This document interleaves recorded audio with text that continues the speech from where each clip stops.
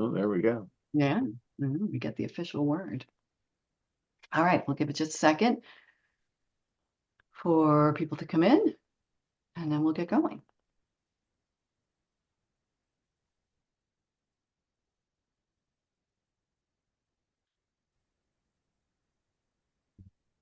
All right, we'll get started. Reward everybody that is on time. And hi, everybody. My name is Celeste Cobb, and I'm your moderator. And welcome to, I probably the first Connecticut Progressive Candidate Roundtable. And we intend this webinar to provide you with an opportunity for learning more about progressive candidates and those that are primarying incumbents from our state governor all the way through our 4 districts. Each candidate will be given a limited amount of time to answer each question. A timer will sound, and that actually will be Rory. She will tell us when time is up. And in addition, just another housekeeping point, after the webinar, each of the, we will send you an email and you will get contact information for each of the candidates that you'll be hearing today. So you can follow up, get more information, learn more if you'd like. So Americans, as we know, are rising up to defend democracy and demand appropriate leadership. Many feel it's time for a change. We support and appreciate the progressive Connecticut candidates who are willing to challenge the establishment and propose a new plan. Thank you all very much. Thank you for agreeing as well to be here today. We're really thrilled to have you. And most importantly, thank you for deciding to challenge the incumbents again and forge a new path. So we're going to start with brief introductions, perhaps some personal information, the town you're from, your political experience to date, and why you have chosen to run for the seat you challenge. And I believe you have a minute to answer each. So we're going to start. Governor Ned Lamont, in office since 2019 and running for his 3rd 4-year term, will be challenged by Josh Elliott. So Josh, tell us a little bit about yourself. Sure. I am a 5-term state representative, deputy speaker, caucus co-chair, screening chair. Got my political start by challenging the Speaker of the House from the left and winning over the town, and then eventually winning over my local elected officials here to stay in my seat. Running for 2 significant main reasons. The first is economic, and that is that the more money you make in our state, the less you pay as a percentage of your income to state and local taxes, creating an upside down tax structure where we are cementing generational wealth and we are punishing middle class earners and starving out the middle class. And my contention is that somebody who makes $55 million a year in passive generational banking wealth is not the person who will solve this problem. In fact, year after year, we get bills out of our committees to ensure that we fix our property tax system. The answer is simple: ask the wealthy to pay more, send more money back to our towns and municipalities to offset the cost of the property tax. And then I will close with the fact that we need to be doing everything in our power as a state to protect ourselves against this federal administration. We cannot be simply relying on states like California, Illinois, and Minnesota to be doing the heavy lifting for us. Even though we are a small state, we need to be weighing in and making sure that we are protecting people. And that is the very shortened version of my 16-minute stump speech. Excellent. That's excellent, Josh. Thank you. Turning now from the district, the Jillian Gilchrest, and she will primary Congressman John Larson, who has represented the district for 27 years since 1999. So, Jillian, tell us a little bit about yourself. Great. Thank you so much for having me. I'm Jillian Gilchrest. I am a mom, I am a social worker, and I am a state representative in West Hartford. During college, I began volunteering at a sexual assault crisis center, which led me to work as the child advocate at that center. It was in that job where I discovered I was not cut out for direct service, very appreciative of those who are. I was more drawn to questions like, why am I at the age of 22 with a BA in Women's Studies, the main referral from the Department of Children and Families? Also questioned how poverty impacts people being able to access the care they need. And so that drew me to the UConn School of Social Work to get my degree in policy practice, where I've gone on to use policy to impact social justice issues, economic security, reproductive rights, and preventing and addressing gender-based violence. In 2018, I challenged a 23-year Democratic incumbent to a primary because he was considered a solid Democratic vote, but he wasn't using the seat with the urgency that was needed. There are parallels to why I am running today.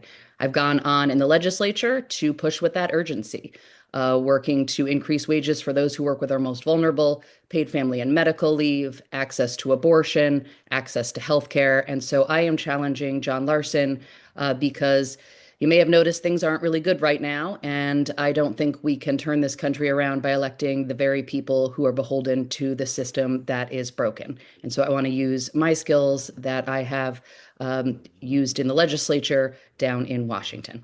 Thank you. Super. Thanks so much, Jillian. From District 2, we welcome Kyle Gauck. Kyle will challenge Joe Courtney, who has held the seat for 20 years. So please introduce yourself, Kyle. Will do. Thanks. So my name is Kyle Gauck. I am from East Hampton, Connecticut, and I am challenging Joe Courtney for the second congressional seat, for the House seat. A little bit about my background. I spent roughly the last decade in the aerospace and defense industry, working mainly on the contracts negotiation side, which is huge for my district. Outside of that, I'm also a U.S. Army veteran. I served in 5th Special Forces Group. I have 2 deployments and 80-something airborne operations. So if you name a plane or a helicopter in the military, I've very likely jumped out of it. I'm also a local community organizer here in East Hampton. So we do things like leverage our social platforms to raise money for the local food bank, especially when SNAP was cut. That was a huge thing. We raised almost $1,000 between cash and food. Most importantly, I have two talented, smart, amazing daughters who really are the heartbeat of this campaign. So why did I decide to run? Well, I really feel like we're at an inflection point in this country where it seems that some people just feel that they have the right to own all the power in this country, and everybody else just has to sit back and watch them wield it. And I think that this democracy was built for everybody to have the power, and I think it's time that we take that power back. Right. All right. Thanks, Kyle. We welcome Andrew Rice next, who will take on Rosa DeLauro in District 3. Congresswoman DeLauro has held her seat since 1991, so that's 35 years. Hey everyone, thank you for having me today. I'm excited to be here. My name is Andrew Rice, and as mentioned, I'm challenging Congresswoman Rosa DeLauro in Connecticut's 3rd Congressional District. I currently live in Milford, but I was born and raised in Connecticut, mostly in the 2nd District, but I have been in the 3rd District for about 16 years. My background is primarily in science. I first started as a lab technician, moved up to a lab manager, and then for the past 3 years, I was a project manager for a small biotech nonprofit in New York City, working from home. And so I do have experience with collaborating with different organizations and different groups to set an agenda, to understand what the needs are to meet that agenda, and to work with different teams to bring all the aspects of a project together to meet the demands of our clients and of our scientific scientific endeavors. So the reason why I'm running is the Congresswoman I don't feel is meeting the demands of the moment. We're seeing a rise in fascism across the country. We are seeing a rise in our own citizens struggling. And the Congresswoman has sided on the side of corporations instead of using her power to defend working class people. And so I want to present a campaign that is grassroots, that focuses on working class issues and not appeasing corporate needs.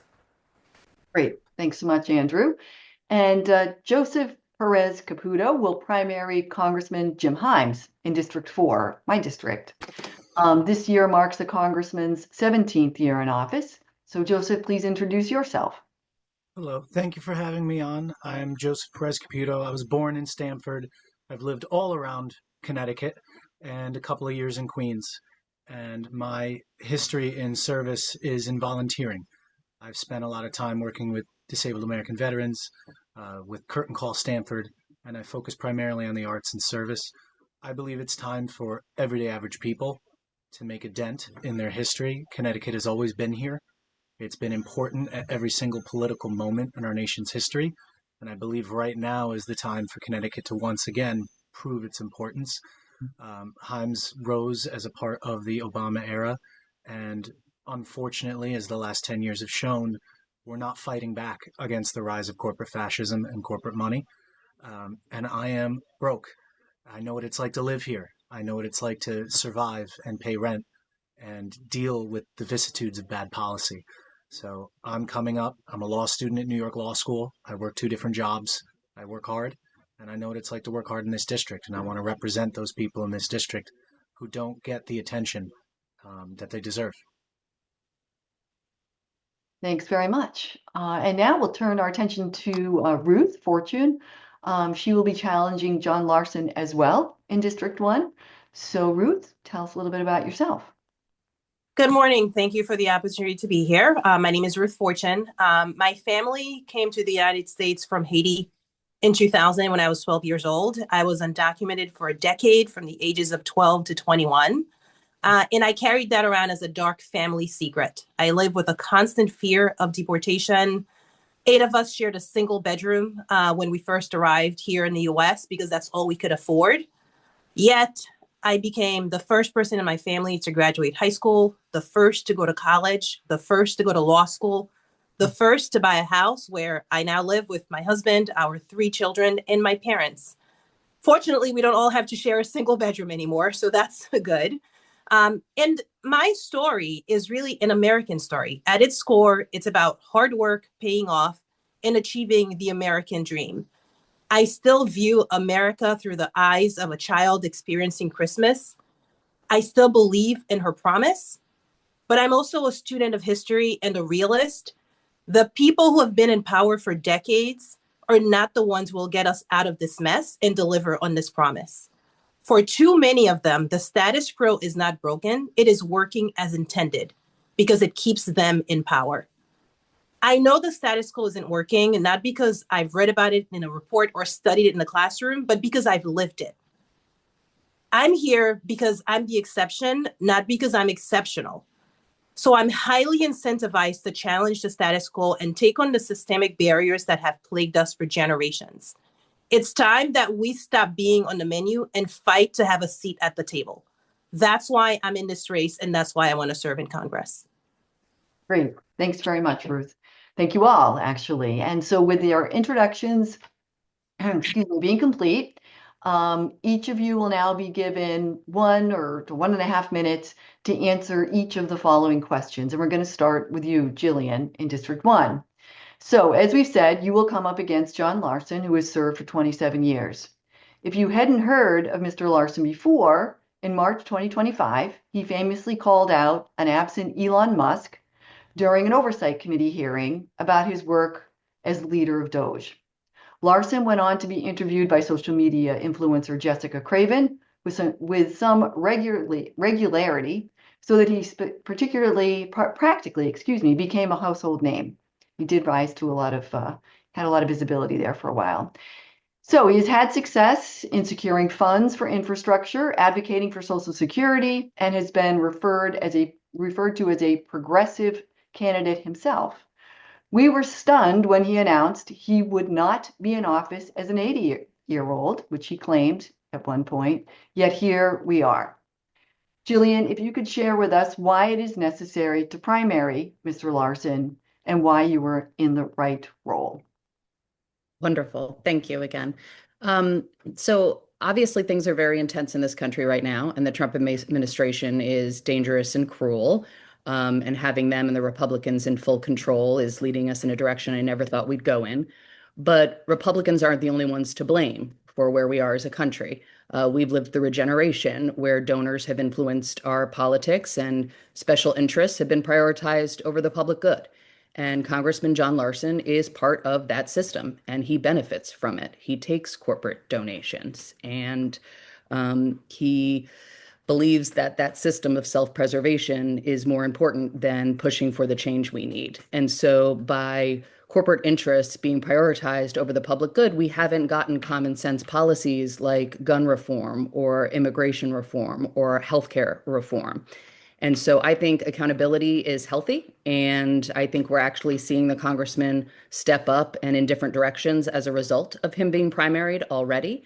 I think I'm right for the role because I am a social worker who has been trained to go out and listen to people, learn from their experiences, and translate that into effective public policy.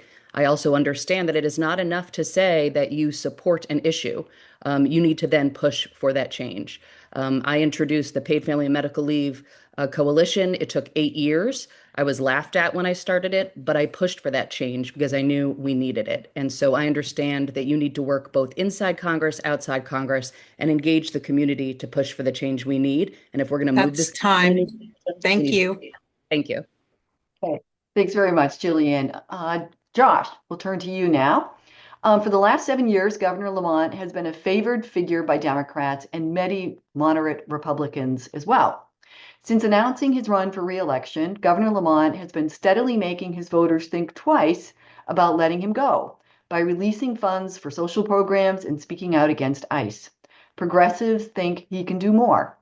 With that said, why do you believe it is necessary to primary this incumbent, and why are you right for the job? Sure. So we're talking about money and we're talking about dealing with the federal administration. First, for the money side, and any single colleague of mine in the Democratic chamber can back this up. Essentially, it's this. When we were finding out that we were losing SNAP benefits, the governor wanted to do nothing. After a few days of us pushing back against him, he said, okay, $50 million for food pantries. Not enough. We know SNAP benefit losses were going to be about $72 million per month. He was not okay with backfilling that money, even though we know there's $1.5 trillion of cuts that came to the millionaires and billionaires, many of whom live in our state. Every single cut we can backfill entirely. It was only when Democrats and Republicans were closer together in the House and the Senate that we actually had to push the governor, because we had a veto-proof majority, supermajority, to make sure that we backfilled all of these things. Now we have $500 million to use at our disposal, and we've used about a third of it, and he won't spend the rest because he is unwilling to actually use the funds that the legislature has appropriated to help people. That's the first thing. He only gets there when we push him. When we're talking about his state of the state, he says ICE out. That ignores the fact that for 6 months, when ICE and Border Patrol were here in Sanford, Danbury, and Norwalk, dragging people out of the courthouses because the governor was a veto threat on the courthouse protections, which is why we had to take it out in the first place. Only when they were gone did he say ICE out of our state. We know who he is when they're actually here. And that is somebody who does not protect our marginalized and most disenfranchised, because the fact is he is terrified of this federal government, and he thinks that this is a federal government that we can work with. Thank you. Thanks, Josh.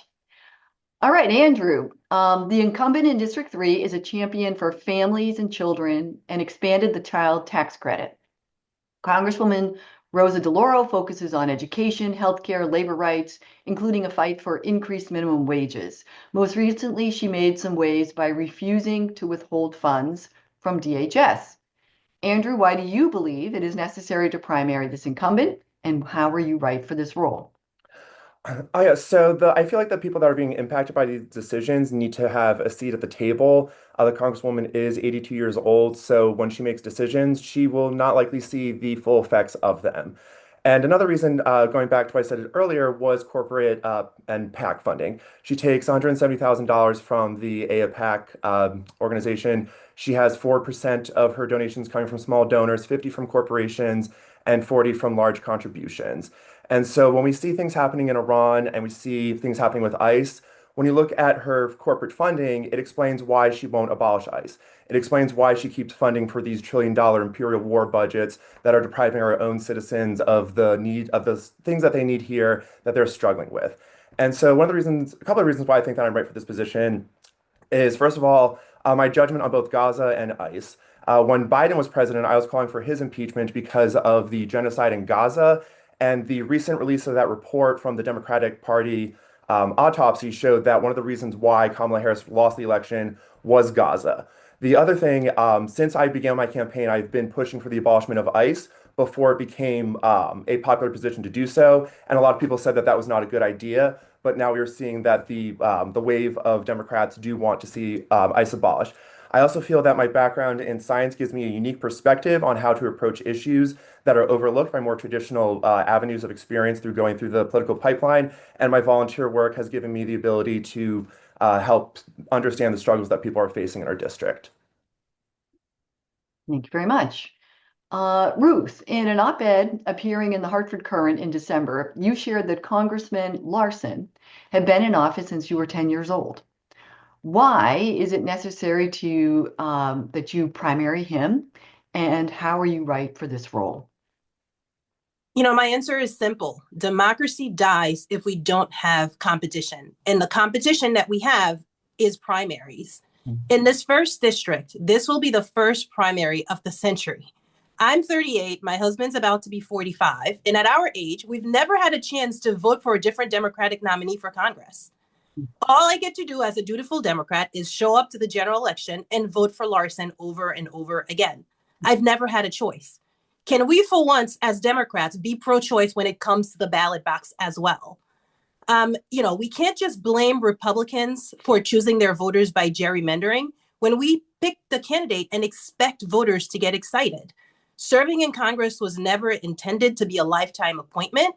That's why I personally have committed to serving up to 5 terms in Congress, and I support term limits.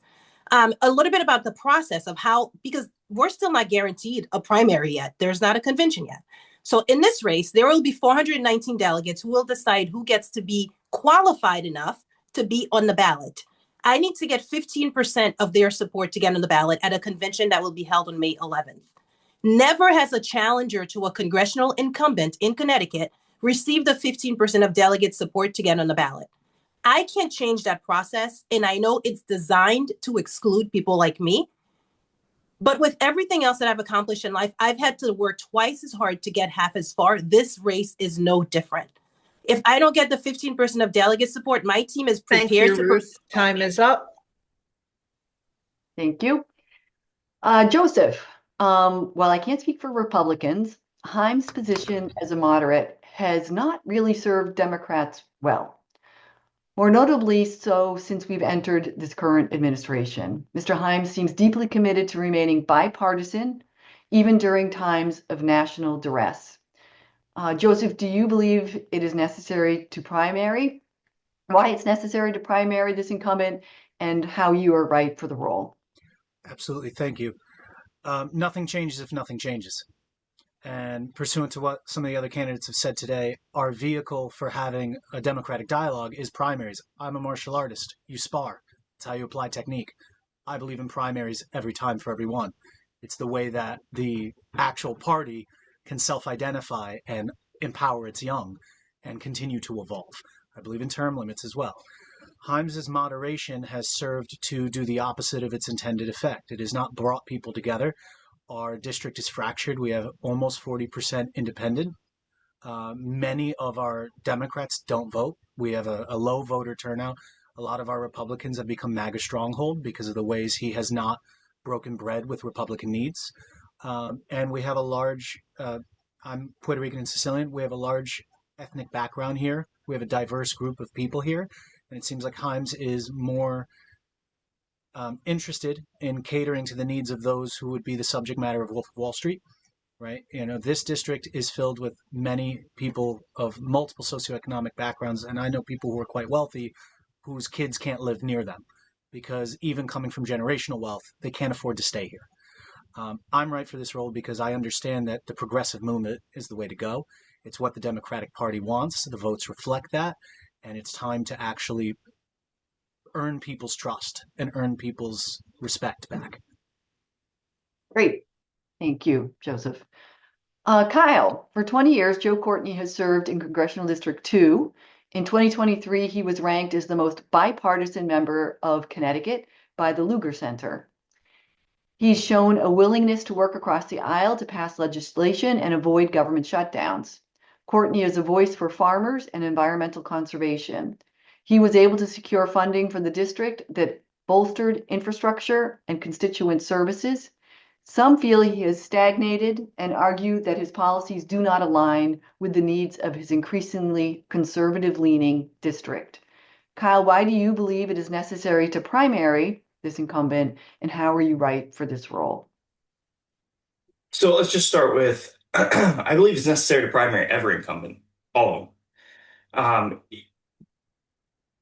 Stagnation prevents innovation, right? So we need a churning inside of the legislative branch, right? We strongly believe in term limits for that reason. When we talk specifically about Courtney, if you look at the last 2 decades, job growth in the second district has only gone up 1.1% over the last 2 decades.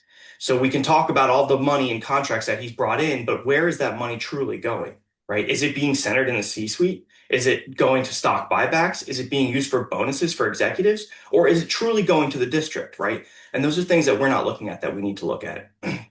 You can bring in all the money you want, but if it's not being allocated to the district, to the people, then it's no help to us, right? And we're here to give the second district a choice.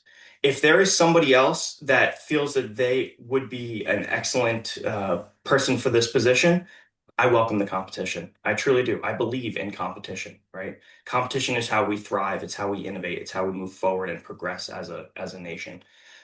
So I'm here to give the second district a choice.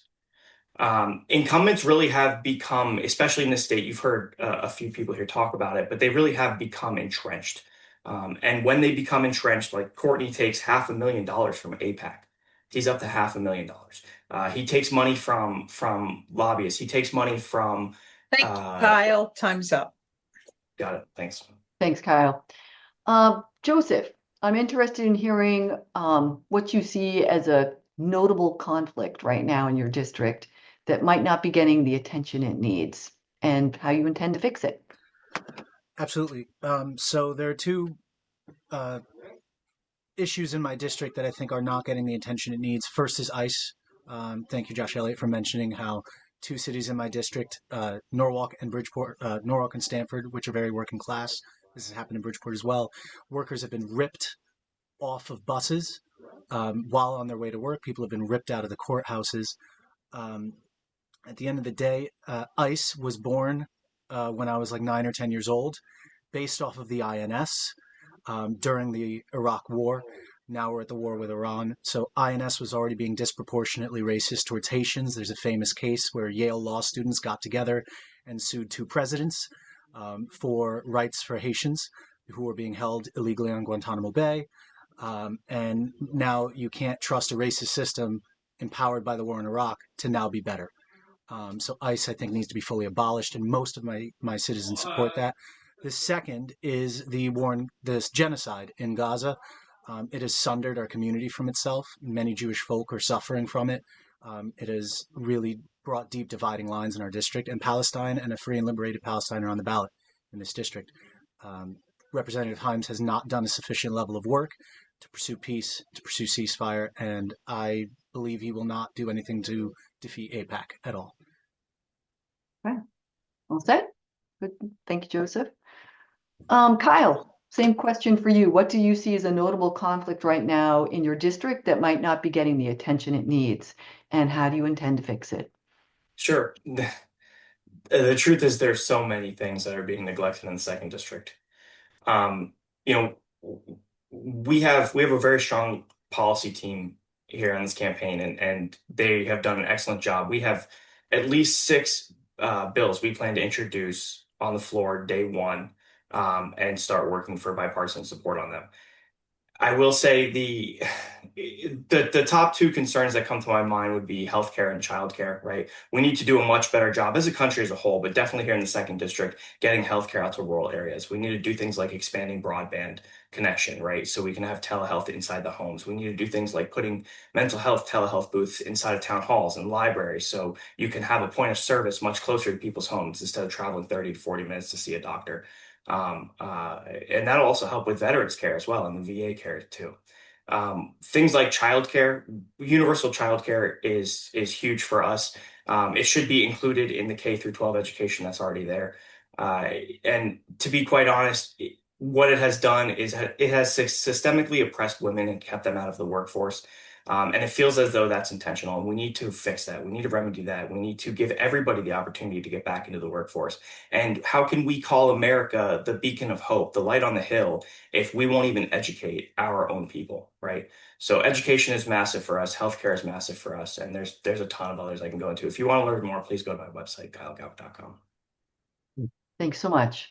Josh, over to you. Is there any conflict in particular that Governor Lamont does not seem to be paying attention to that you would like to fix? Yeah, that's our property tax system. We're the second most reliant state in the country on the property tax. The statistic that I tell people is that the top 4,500 income earners in our state pay no more than 8% of their income to state and local taxes, while the bottom 1.2 million, that is a third of our state, pay a minimum 20%. What we've done is we've created infrastructure through our tax system that cements generational wealth. And again, someone who makes $55 million a year from passive generational banking income is the person who's going to specifically be protecting the system because it serves him and his friends. The fact is that it's very difficult to live in our state. We know that the cost of energy, transportation, housing, food, childcare, health insurance have all nearly doubled over 15 years. Average household income has barely kept pace with inflation, and capital gains has absolutely exploded. If we are going to serve the middle class and we're going to build up a base of purchasing power for working families, we have to address this system. All right, all set. I'll turn it over to Ruth with the same question. So what specific conflict will you focus on that Congressman Larson has not paid attention to? What will you do to address and fix it? Gosh, in this district, housing definitely is an issue. I mean, I moved to Hartford in 2012. My husband and I, we found an apartment that was $725 a month, included heat and hot water. We stayed there for 6 years until we bought a house. In our house, in the 8 years that we've owned it, it's gone up 50% in value, 50. So the cost of housing, whether you're trying to buy or rent, it has skyrocketed. We're getting more people moving into the area, but it means housing supply has shrunk, and it's much harder for people to afford housing. In my own family, we've at times allowed some of my relatives to come and live with us for an extended period of time while they save, work overtime just to save money for a security deposit for renting an apartment and to get back on their feet. I know a family where their daughter, who's a teacher, moved back in with them because she couldn't keep affording her rent, which went up year over year. So what I want is a federal housing law that does three things. One, increase the supply of housing by investing in residential homes, single family and multifamily homes. Two, makes it easier for first-time homebuyers to be able to buy homes and make it more accessible to them, because the down payment right now just removes a lot of people from that process.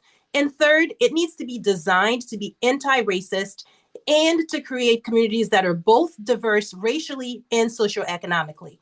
We see the legacies of redlining and segregation and all these awful things. Housing law is an avenue that we can use to integrate our society and create access Thank to you, create Ruth. wealth. Time is up. Great. Thank you very much, Ruth. Andrew, under Congresswoman DeLauro's tenure, is there anything that is not being addressed? What is that conflict and how will you fix it? Yeah, so I think one of the biggest issues facing our district is public education. Schools are falling apart. Teachers do not have healthcare benefits that are keeping up with inflation. Teachers have classrooms that are above 20 students, and teachers, their salaries aren't keeping up with inflation. A lot of times, they're spending their own money to supply the students' needs. There's a program called IDEA, the Individuals with Disabilities and Education Act, that was enacted in the 70s, renamed in the 90s. And it's supposed to guarantee that for every dollar a municipality pays in special education funding, the federal government will get 40%, will subsidize it by 40%. Historically, it has only ever been subsidized 10 to 13%, and that has not changed under Congresswoman Rosa DeLauro's watch. This is an issue with the appropriations process, and as a member of the Appropriations Committee, the ranking member of the Appropriations Committee and the chairwoman of the Appropriations Committee during the Biden administration, she has not actively used her power to ensure that this program has been fully funded. Our district has lost around $50 million per year because of her failure to ensure that this program is funded. And currently there's a bill in Congress called the Fully Fund IDEA Act. And out of the 5 incumbents in the state of Connecticut, only Congresswoman Rosa DeLauro has yet to sign on to co-sponsor that act.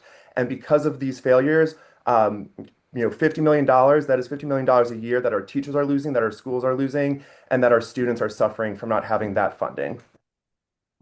Thanks very much, Andrew.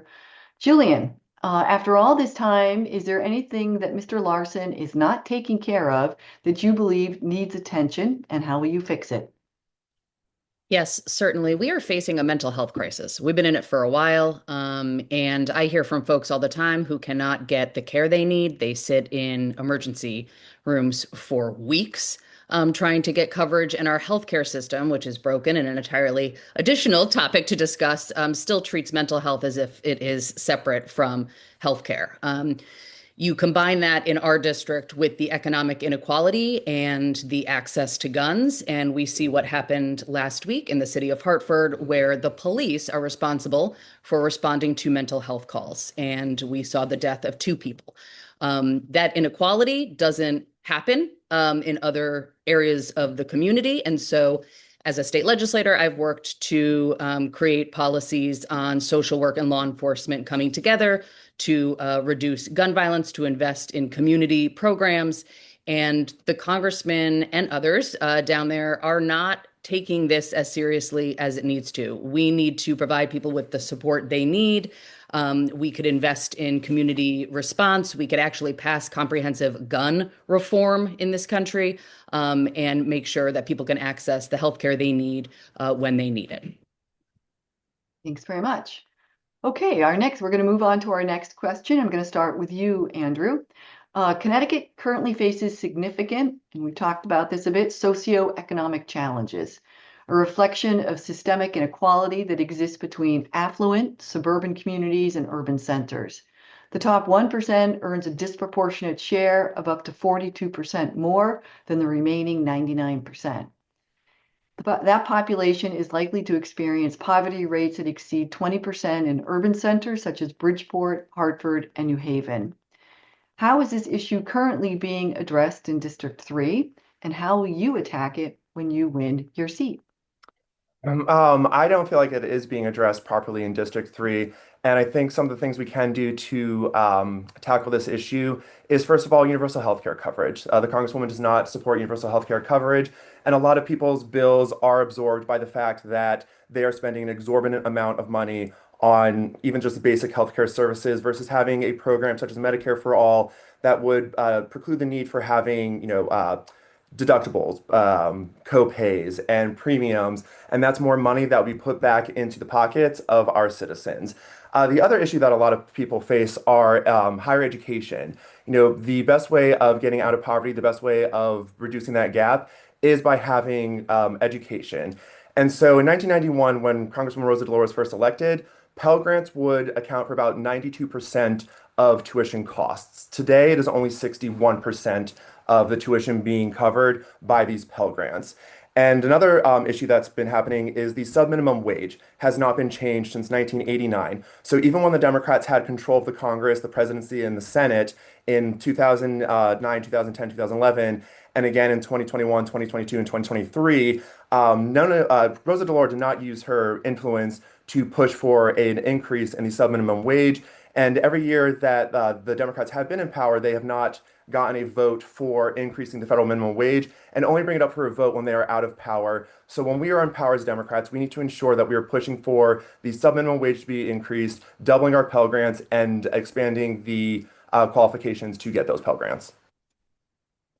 You, Joseph, our district covers most of Fairfield County, featuring some of the wealthiest communities in the country, alongside cities like Bridgeport, for example, which ranks among the poorest in the state and nation. Tell us your thoughts about this problem and what you could do to improve it for the majority of residents. Absolutely. Our district ranks consistently second of all congressional districts for wealth inequality. That is by design. The market is not some nebulous thing. These are policy decisions. And every time someone can't afford to eat, every time they can't afford rent, every time they can't qualify for a loan, that is a one-to-one contract. That is something that someone designed. That is something someone thought of, and it tends to be off of racial or sexist lines. There's no way for me to sum up how to protect my district from socioeconomic issues in a minute and a half. I could do a lecture on this, an undergraduate lecture on this, but what I will sum up is this, and it's that hegemonic power does not give up itself.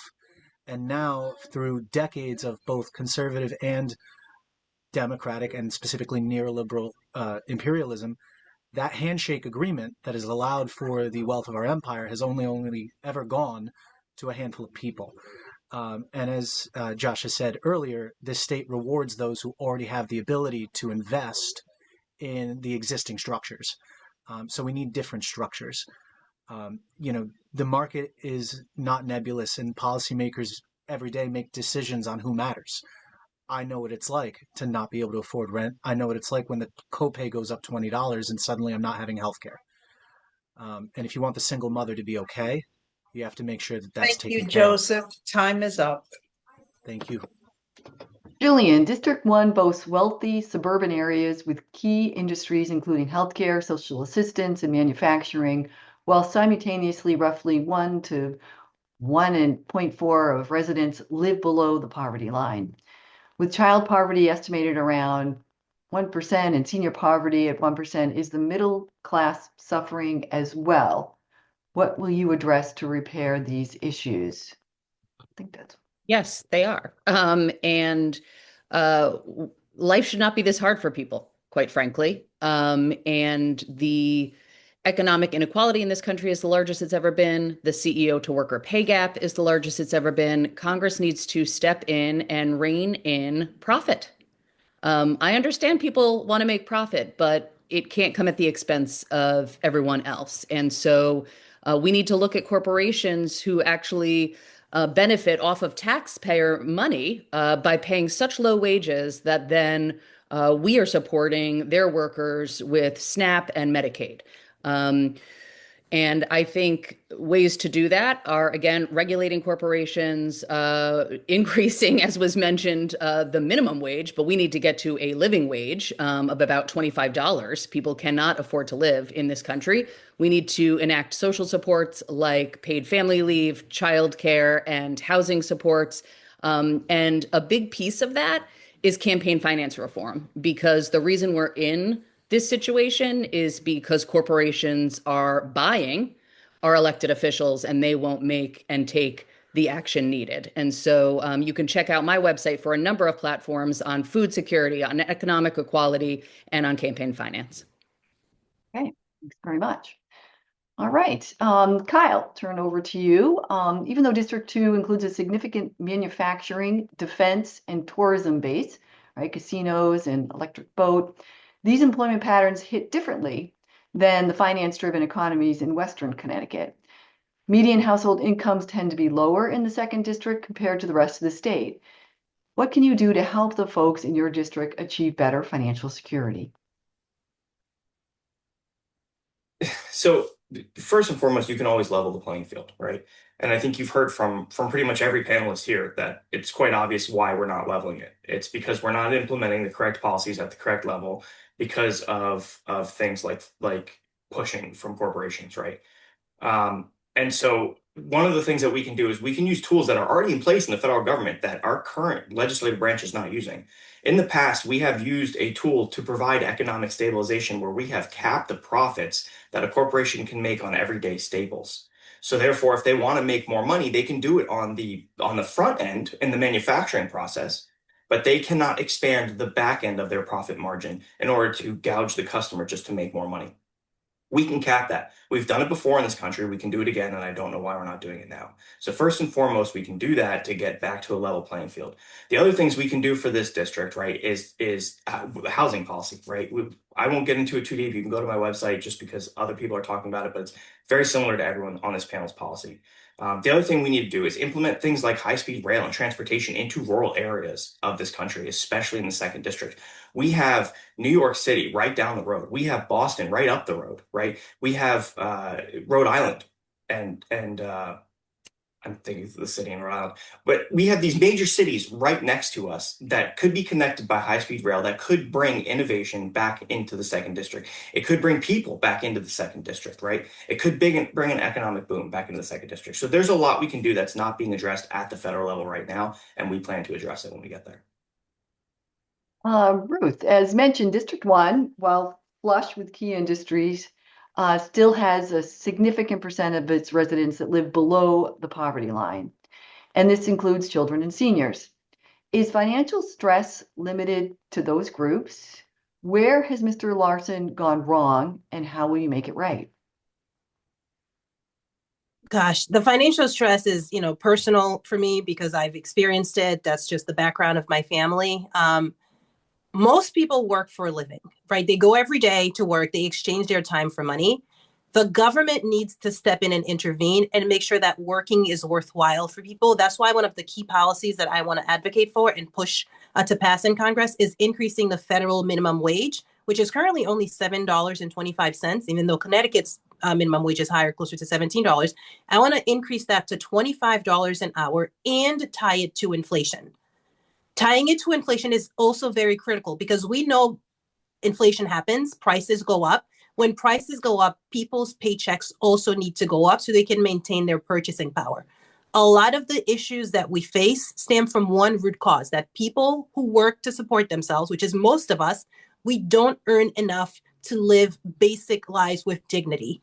And until we raise the federal minimum wage and ensure that working people earn a living wage, there's always going to be people who fall behind, and hard work is just never going to be enough to help people get ahead.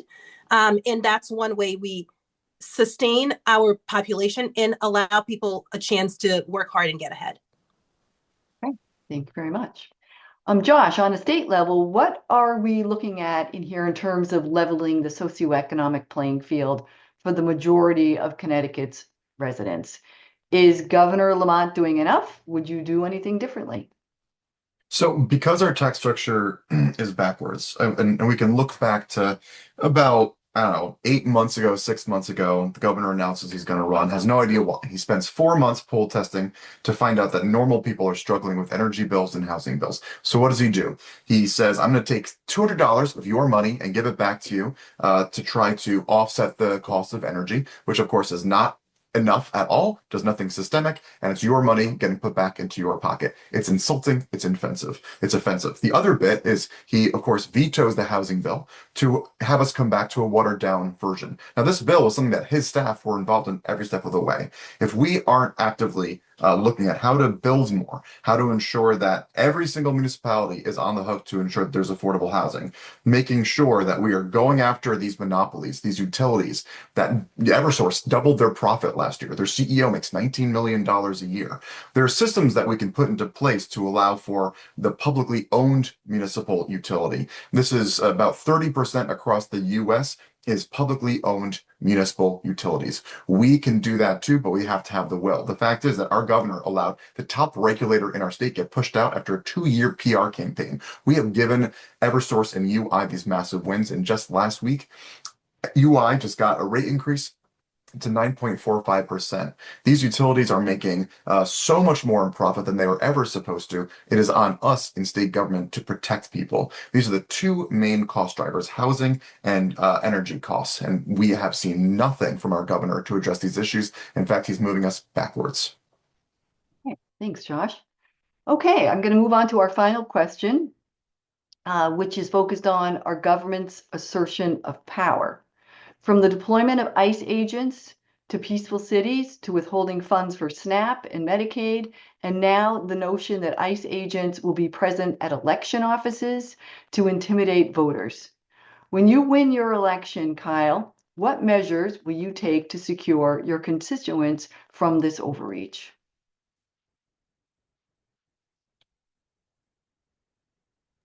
The government overreach is out of hand.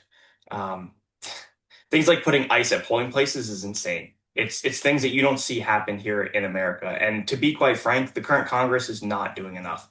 They're usurping a lot of their power. They're giving it to the executive branch. And we need to put in more ironclad mechanisms that protect each branch from the other branch overstepping. How many judicial rulings has DHS just ignored this year alone? Right? How many billions of dollars in tax-paying money, right, are we going to have to pay to lawsuits because of the things that the government is doing, right? So we need to put in ironclad mechanisms that prevent overreach. And how do we do that? The real problem here is, and I'll give you a really good example, it's the Epstein files, right? Why would the person who supposedly was the #1 person named in the Epstein files, why would he sign that into law? He signed it into law because he knew that even if Pam Bondi didn't release the files, there was nothing anybody could do about it because there was no mechanism to punish them if they didn't follow the law. And that we see that happen far too often with things that flow through Congress and through the president. So we need to make sure that we are protecting the Constitution. We need to make sure that we have ironclad mechanisms in there that are going to punish those who overreach past their branch. Okay, thank you, Kyle. Ruth, same question. How will you handle the ongoing overreach asserted by the federal government when it comes to ICE agents, withholding of funds, and disruption of elections? First, I would say I agree with everything Kyle said. We have a lot of laws that are supposed to prevent some of these overreaches from happening, but they're just not being enforced. And with prosecutorial discretion, we are selectively choosing where we enforce the law and to whom, against whom we enforce those laws. Early on in the Trump administration, I had this realization that was really disheartening at first. I mean, ultimately, it clarified why I felt compelled to run for Congress, particularly now. I noticed that the people who were the quickest to cave to federal overreach were the ones who had always had it the easiest. The people who are most accustomed to power or proximity to it, they caved first and the fastest. That's why we saw the Ivy League institutions and the elite law firms, they folded under pressure from Washington, D.C. What that has revealed to me is that defending democracy and stopping federal overreach, it requires something more than credentials and prestige. It requires courage. It requires people who are willing to be uncomfortable inside and outside of government. So standing up to an administration that has been abusing its authority means you will face pressure, right? You will face criticism and you may face consequences. That's why we have to have people who've developed the muscle of being uncomfortable, people who have a spine and who know that doing what's right may cost them an election, may cost them their comfort, but will do it regardless. Because for the people who are most targeted, they can't fight that fight right now. I have friends and family members, some who've already left the country because they're too fearful. Thank you, Ruth. Time is up. Yes, thank you, Ruth. I'm going to turn to Jillian. In your district, Congressman Larson has spoken out against all means of overreach, including DOJ and ICE operations. What would you do if DHS asserted itself in District 1 to ensure the safety of your constituents? Great question. I would do what I've done at the legislature, which is stand up for the people in this state by enacting protections so that ICE can't take our residents off the streets. I'll say again, with all due respect to the congressman, we see him stepping up in recent months as a result of public pressure, in particular, him being challenged to a primary. But where has he been as a vocal advocate for the last 20 years?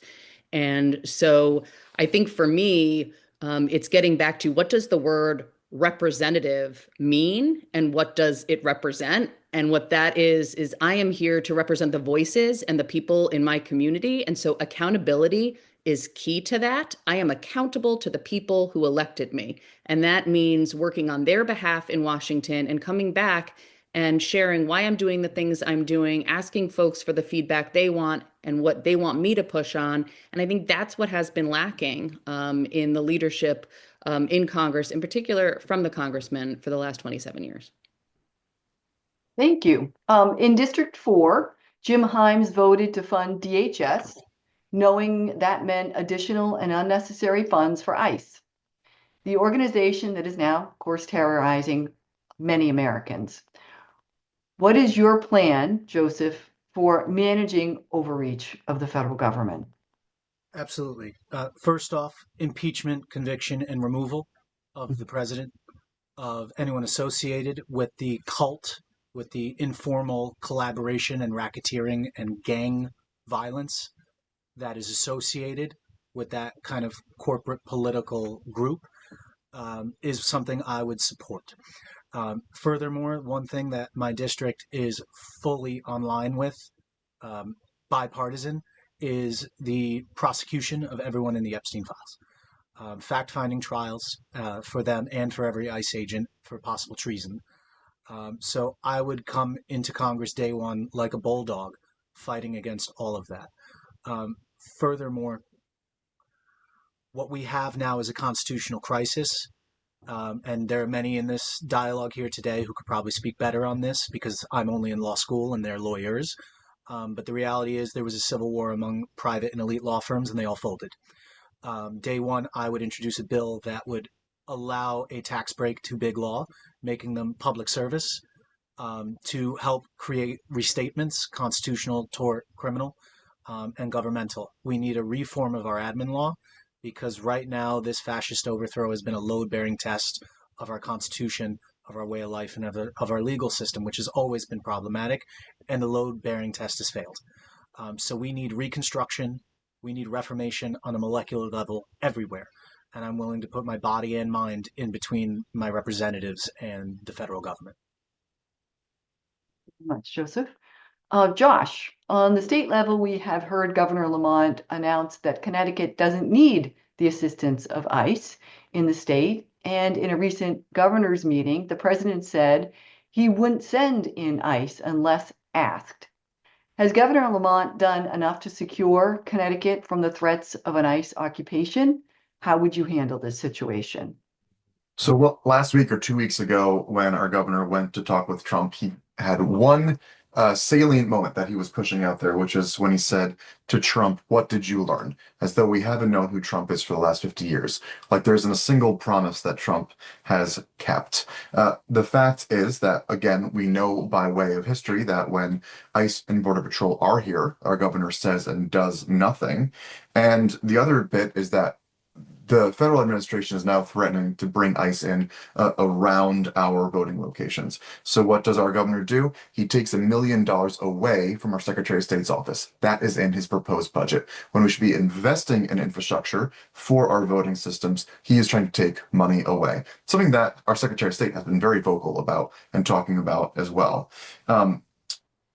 When it comes down to that conversation that Ned Lamont had with Trump, it was an hour later that Trump publicly said, "We are going to change nothing about the way that ICE and Border Patrol are conducting business." At the same time, they are building hundreds of thousands of square feet of warehouse space in the Northeast, ready to put people into when they bring ICE and Border Patrol back in. This is not over. This is a lull. And we know by history what our governor actually does when they're here. Okay, thank you. Andrew, Congresswoman DeLauro thinks ICE can be reformed and should not be abolished. Is she right? When you win your election, will you continue with her plan? And please explain. First and foremost, ICE cannot be abolished. It is a paramilitary force that is conducting state-sanctioned violence. There are already laws on the books that ICE is ignoring, so proposing more laws isn't going to make lawbreakers suddenly follow laws. People have already caught them on camera doing these actions, and they continue to do so. So a lot of the proposed amendments, I don't think are going to do much to actually rein in ICE. And a lot of the proposed amendments are making ICE more resemblance of police departments, which still kill around 1,100 people per year because we do have an issue with policing this country, although I do understand the need for public safety. As far as federal overreach, I would abolish ICE on day one and introduce articles of impeachment against, Noam's now gone, but I imagine Mark Wayne isn't going to do much better. But every ICE agent needs to be held accountable for what they have done. But another way that we need to rein in overreach is by reasserting the powers of the Congress. And Mussolini once said that fascism should really be called corporatism because it's the merging of government and corporate interests.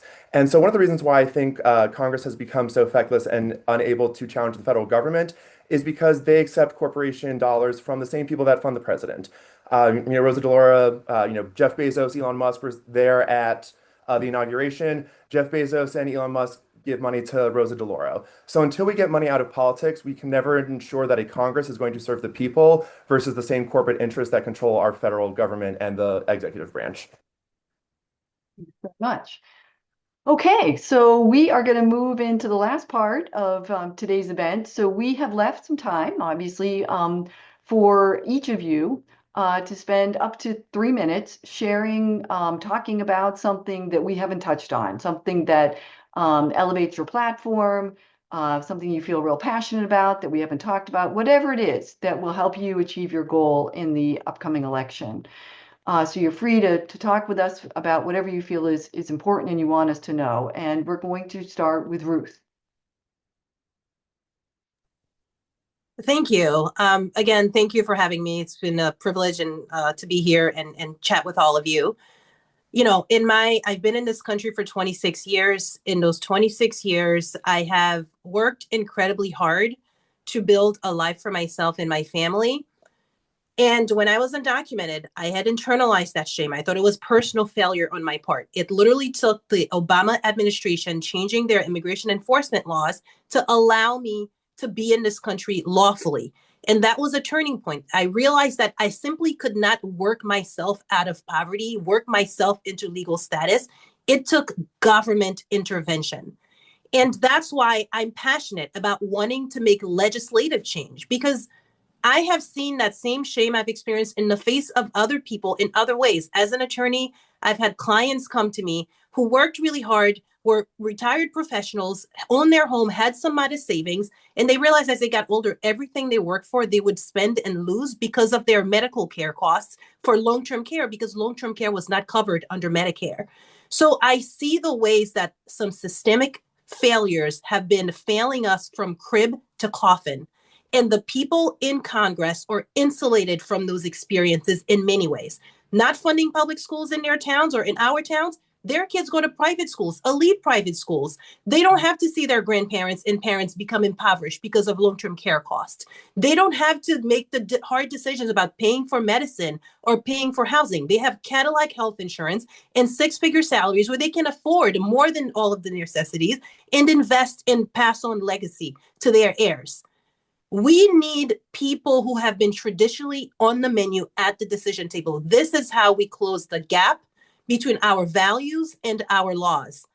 In my 26 years in this country, I've worked so much to get to the point that I am. Congressman Larson has been in Congress longer than I've been in this country. He's been trying to pass Social Security reform for all of those years. There is nothing wrong with passing on the baton. People will carry the torch and fight the good fight. And sometimes a fresh voice, a fresh perspective actually furthers the cause. We have these career politicians who really believe they're indispensable to this fight, in which they don't even have any skin. And we need to change that. The experience we need is not the 4,200 years of service that these 435 Congress members have accumulated and racked up in Congress. The experience we need is what it's like to live under the crushing weight of policies and being held back by them, because we are the ones who are going to change those policies. We're the ones who are incentivized to challenge the status quo because we've lived that broken system and we know how much it crushes our dreams and our aspirations and how it cripples our children's future. That's why I'm in this race. I have never settled in my own personal life in terms of what I want to achieve and what I set out to do. And I will be that audacious and bold Congresswoman who will fight for everyone I represent and for a future of this country. Ruth. Your time is up. Oh, That was wonderful. yes, thank you, Ruth. Kyle, you're next. First and foremost, I want to thank you for hosting this and moderating this. I want to thank everyone who's on this panel for fighting the way you're fighting. And I couldn't resonate more with what Ruth was saying. This will, I'm confident this will be the first time in the history of the United States of America that there will actually be a primary in Connecticut. For those of you watching that don't know, there has never been a primary in the history of Connecticut, in the entire history of this country, for the House seat. And so I'm confident that it's actually going to happen this time. And it's because of the hard work that everybody on this panel is doing. And I'm excited to see it.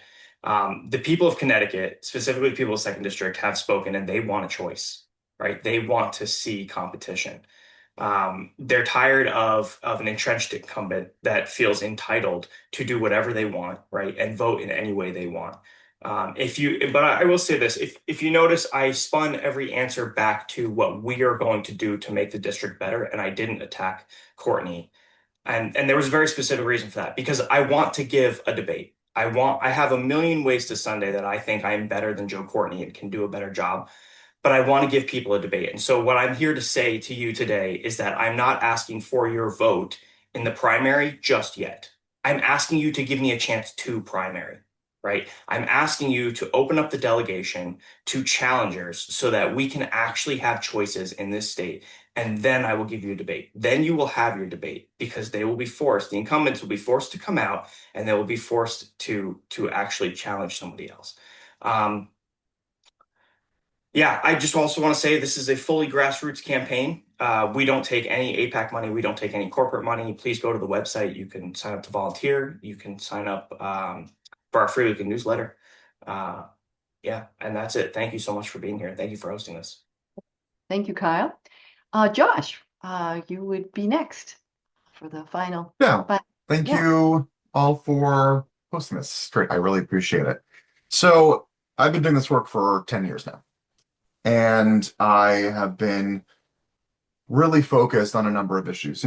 I graduated college in '06, which means a couple of years later, you have this massive market crash watching away that big banks are getting bailed out. 2010, Citizens United, unlimited dark money will begin flowing through our political system.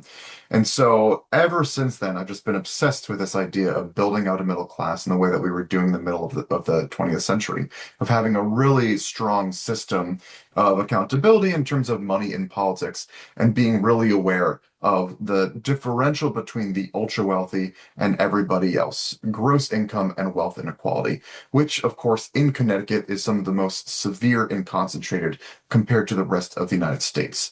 And things are getting worse. Things will continue to get worse under this current governor. It's not to say he's not a nice guy.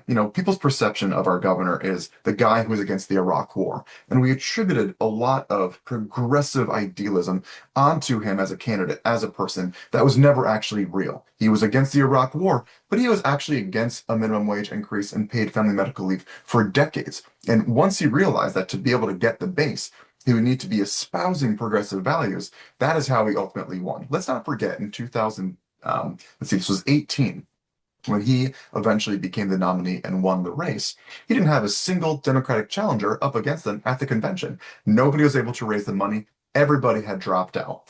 And so he actually hasn't had a challenge from the left before. I will be the first challenge. Now, the problem was back then, there was no Democratic challenger who had raised the money, and nobody could compete with the money that he has put in. He spent $70 million of his own personal fortune to date to buy this seat and to maintain power, with no real idea of what he actually wants to do. The difference between all those candidates then and this candidacy now is that I've raised about $150,000 of the $340,000.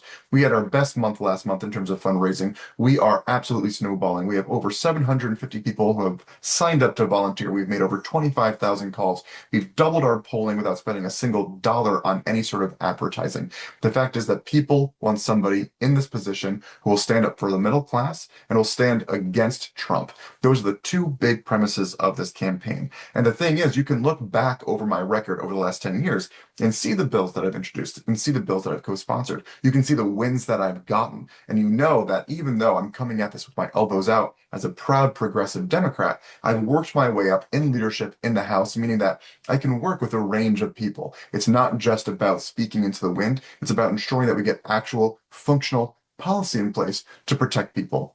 Given my background as an attorney, given my background as a small business owner, I understand what it's like out there at the ground level in terms of the difficulty that people are facing. Every time I run for office, I'm hitting at minimum Thank you, 5,000 doors. Josh. Time is up. great. Thank you, Josh. Jillian, I'd like to hear from you next. Great. Thank you so much for having us today and for engaging people in the process. Again, to reiterate, as a social worker, I am driven by a code of ethics that I adhere to. And I think it would be really refreshing if we elected people to Congress who actually had ethics. Additionally, I am informed by the experiences of people in the community and want them to be a part of their government and have the government represent them. We pay into the government should support us. Also, in the 188-year history, there has only been one woman who has held this seat in Congress. That is a shame. And women lead differently, and we lead on different issues. And at this point in our country's history, when women are under attack and we are not investing in their healthcare, we are stripping them of their rights, I think we need a strong woman elected to Congress who understands why it's important to focus on 50% of the population. I have been effective in the legislature working on a whole host of issues. I understand how to work with colleagues inside that building to push for the change we need. I also understand what it takes to engage folks in the community advocacy groups to push on Congress to have the change we need. I want Democrats with a vision of where we're going to go, and not just Democrats who are concerned with staying in office. I am sick and tired of Democrats who wait for a poll to come out to figure out what they're going to work on. I want Democrats who are led by their values and understand that with this seat comes responsibility, and the responsibility is to try and make the most positive change in the time we have. I am genuinely fearful that if we don't elect new people to Congress, how much farther are we going to go down? We have an opportunity to turn this around and move this country in a new direction. And I think that I am part of that change, and I would love folks to join me. We have more than 100 volunteers signed up. We are a people-powered campaign. I am not taking corporate money. You can learn more at voteforjillian.com, where I have a number of policy platforms, and together we can make change. Thank you. Great. Thanks, Jillian. Next would be Joseph.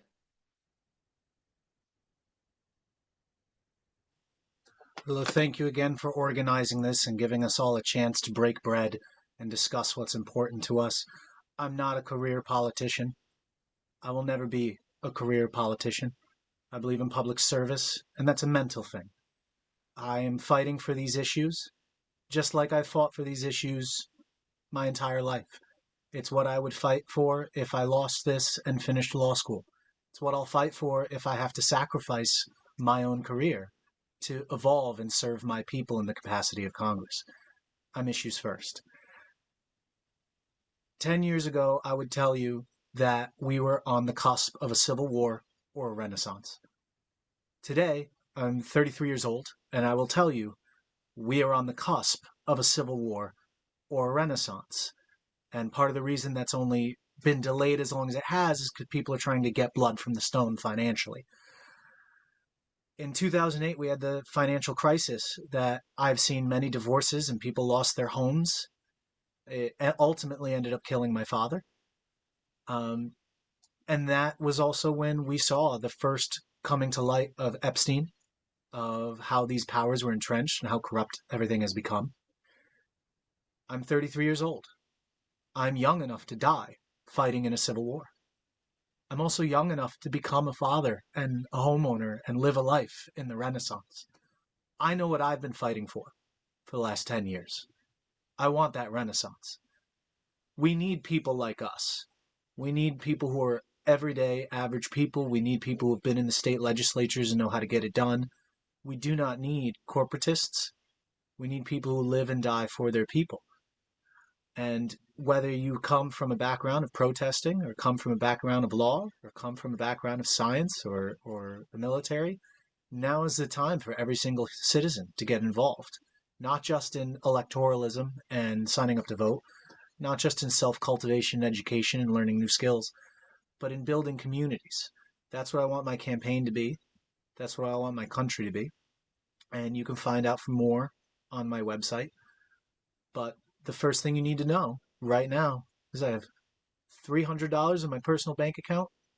I just started fundraising for my campaign last week because I wanted people to know for months and months and months. I started my campaign in July 2025. I wanted people to know I was here for them. And now we're starting to take on volunteers and get more donations. So know that I'm here for you. Know that I live and die under these policies with you. And that at the end of the day, we only have ourselves to blame, and we only have ourselves to pull ourselves out of this.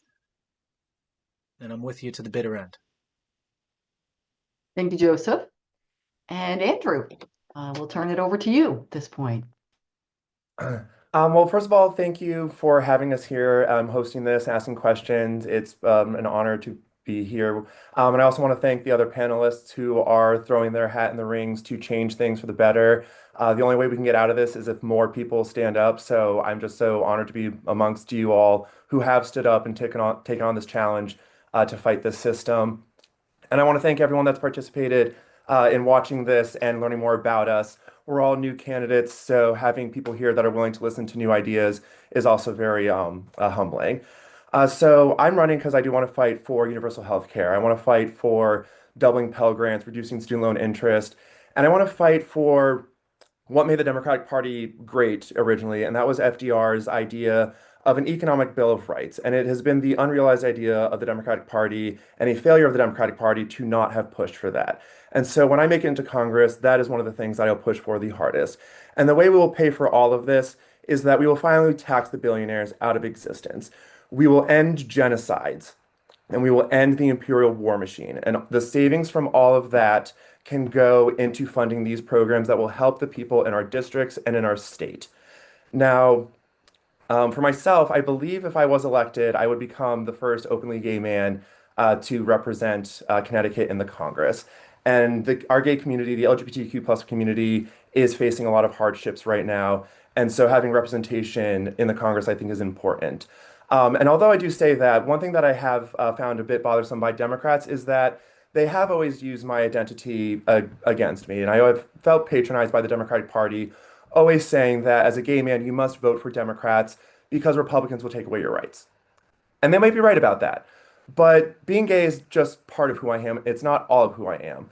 And so I also want to ensure that the Democrats are focusing on the real issue is that we are all working class people living in a world that is not meant to serve the working class.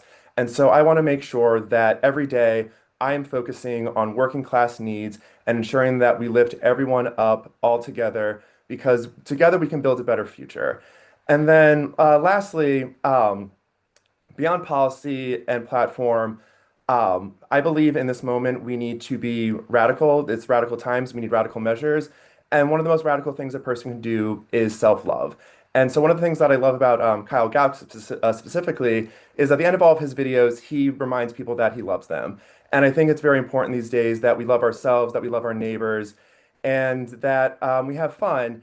And so quickly in the 80s, gay men used to say we would bury our friends in the morning, protest at night, protest during the day, and dance all night. And it was the dance that we fought for. And that's what gave us the energy to fight another day. And so I have an expression that fun fights fascism, because in these days we need to love one another and we need to have some fun if we're going to make it another day.